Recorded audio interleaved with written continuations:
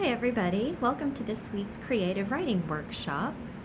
For this week, I'm going to share with you all some word list poems and poems that come from really long words. So this week, instead of giving you all a prompt or an exercise, I'm actually going to give you lots of really great words to choose from. So instead of an exercise, it's really like some fun word games this week.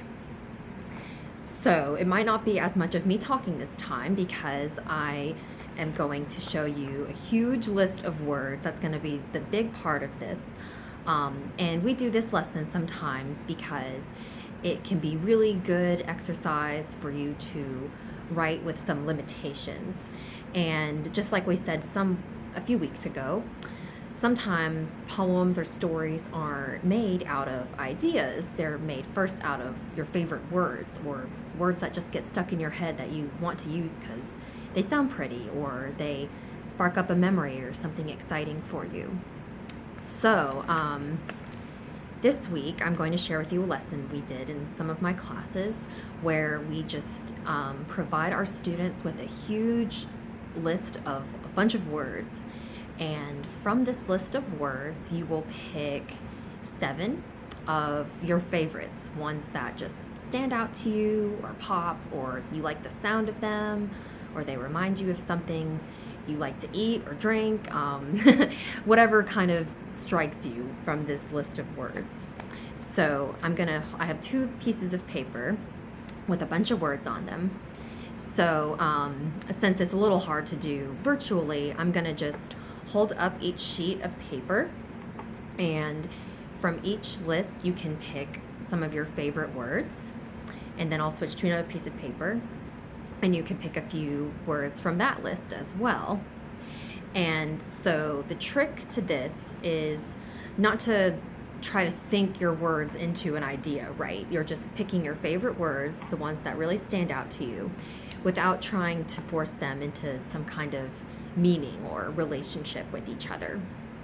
And I'll read you a few examples of some students and what they wrote using the random words they came up with. Okay, so hopefully this works out okay. And if you have any trouble seeing these words, it might be something you can ask for help with. Maybe it could be something easy to just look up, like a list of funny, silly words, something that you can just pick from. Maybe you've got like a magazine you could pick words from, or an old word search. Really any kind of list works here, but I'm going to try and share these with you because they've got some lovely words on them. So I'm just going to hold this up here.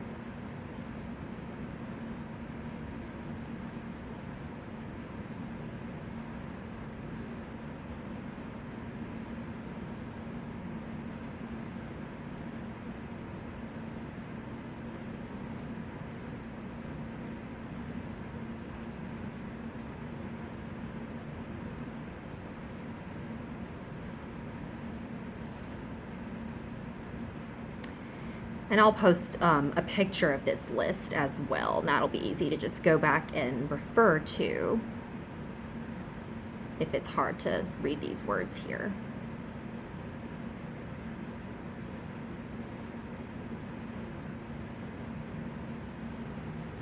Okay, I hope you all found some exciting words from that one. And I have another list here I'll hold up as well. This one is might be easier to read because they're just straight down. A lot of words though. A couple students underlined 2 here, but you don't have to use those, of course.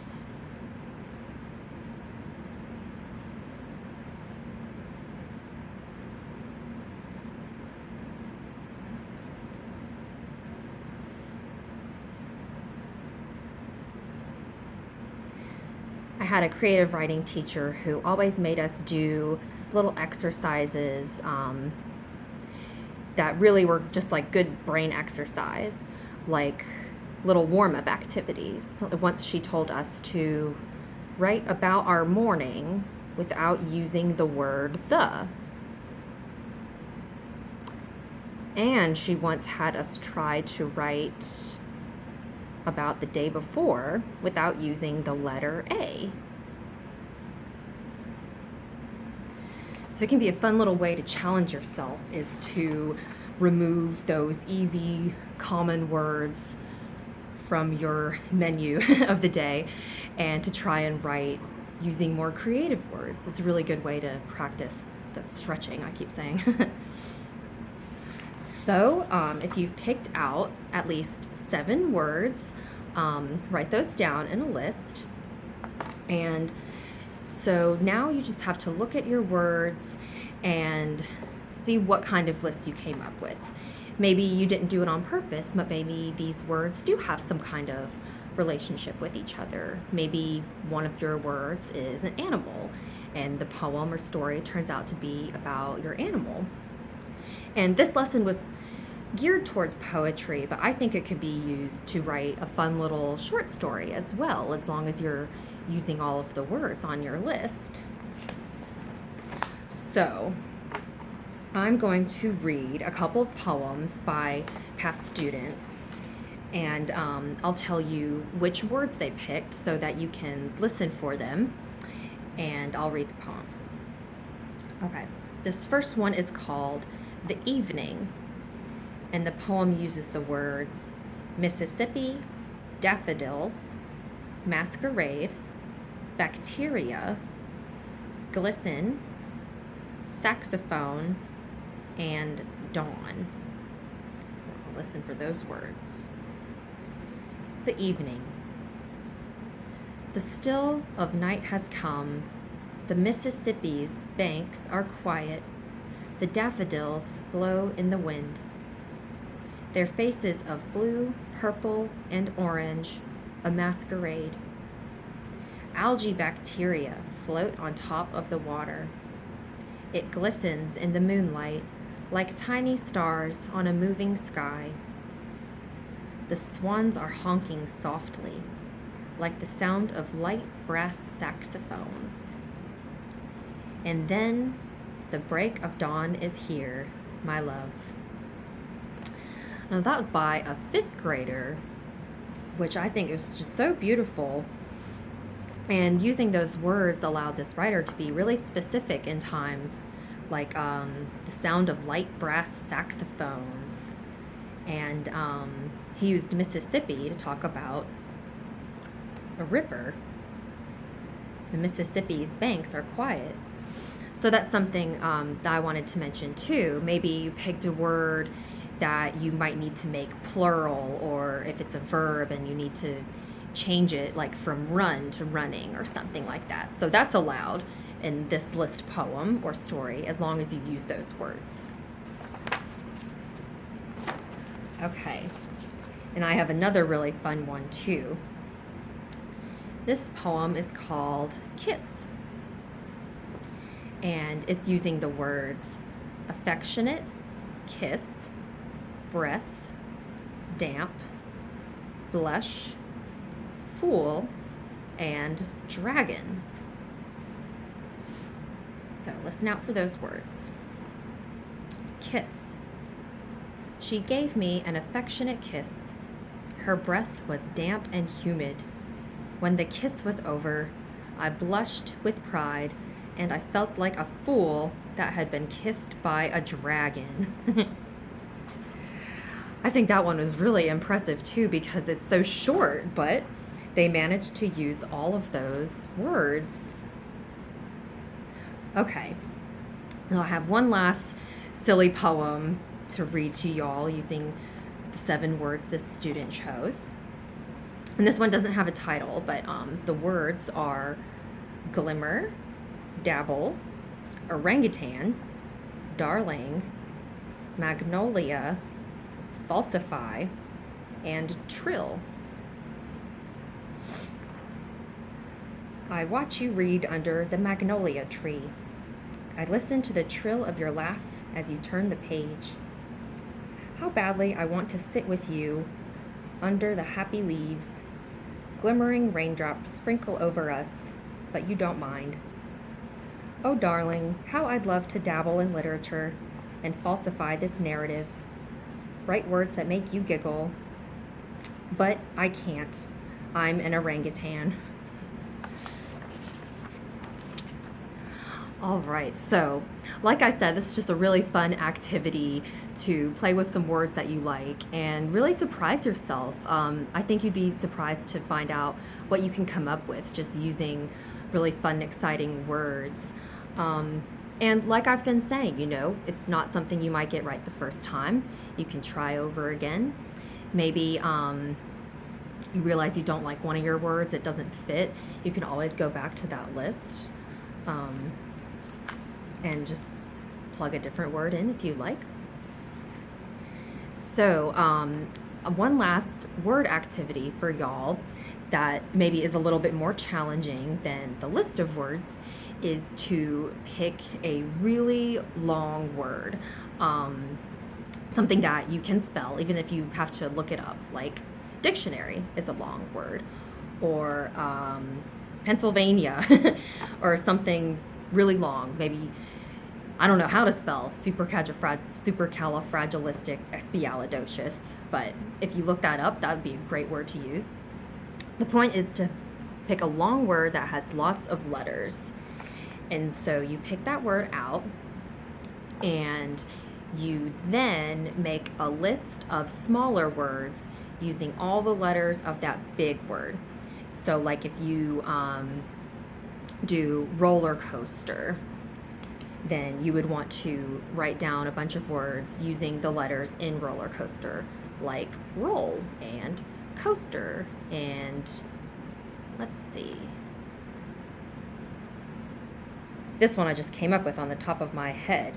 So we can do coast or rolls, roast, that's a fun one, lost, troll,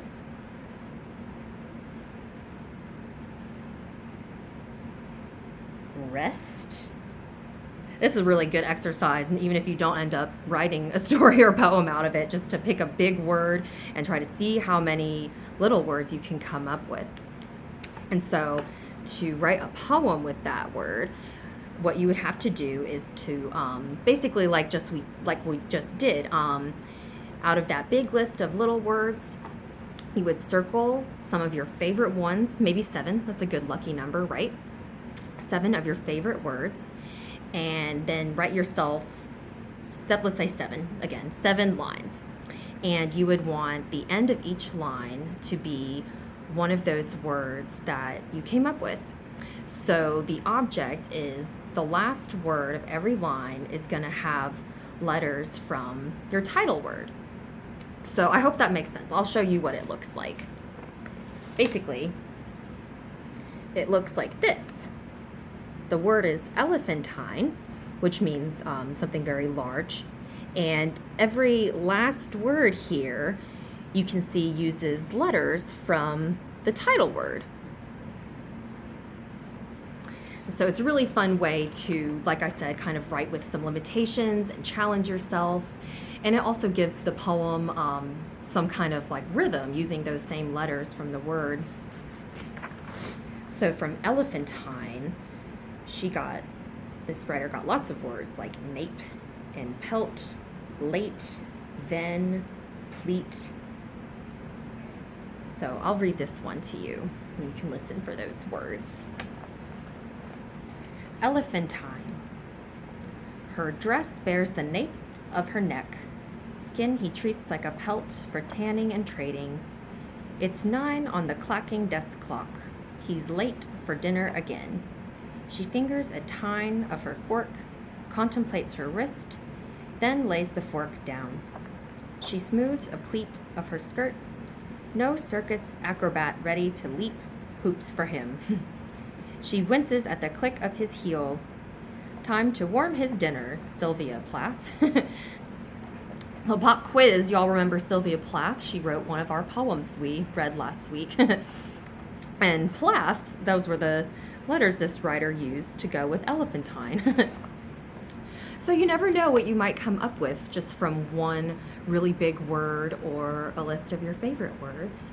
So this week I challenge you to either write a poem or story from a list of words, or to try and write a poem from one big word that uses really small words made out of that same long word. How many times can I use word in one sentence, right?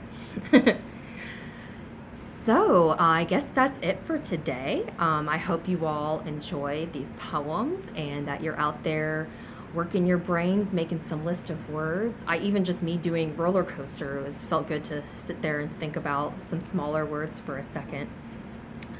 So I'd love to hear from y'all. If you have anything to share or have questions, you just message me on Facebook or add yourself, request to be added in our group, Imagine Your Story Creative Writing Workshop.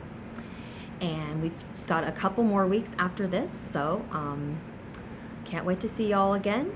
I hope you tune in and have a great week reading and writing. See y'all next time. Bye.